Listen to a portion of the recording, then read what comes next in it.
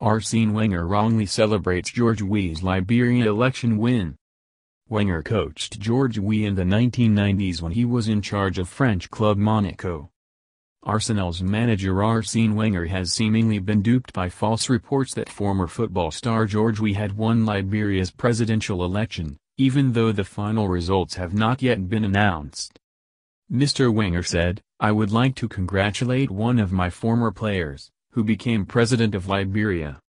He coached Mr. Weah at French club Monaco in the 1990s. Mr. Weah was among 20 presidential candidates in Tuesday's election. The former FIFA World Footballer of the Year failed in his 2 previous attempts but is one of the front-runners to replace President Ellen Johnson Sirleaf. However, most analysts expect it to go to a second round, as a candidate needs more than 50% of the votes for outright victory." Africa Live, more on this and other stories. Is ex-warlord pulling Liberia's election strings from UK prison? Find out more about Liberia. False reports of Mr. Weah's victory have been circulating on social media, but it is not clear why Wenger thought he had won. "It is not often that you have a former player who becomes a president of a country," Wenger said. "Well done George, and I would say just for him to keep his enthusiasm and his desire to learn and to win," he added. Official results have still not been announced, even though the head of the National Elections Commission, NEC, Jerome Kokoya, had told the BBC that he expected the first results to be announced by 2300 hours GMT on election night.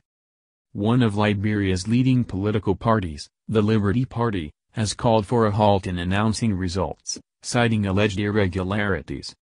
"I thought he had received a call from Weah." Stanley Kwenda, BBC Africa.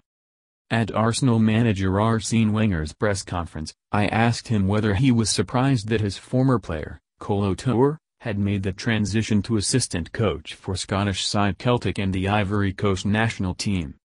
In his response, Mr. Wenger chose to first congratulate another of his former players, George Weah, on becoming the new president of Liberia.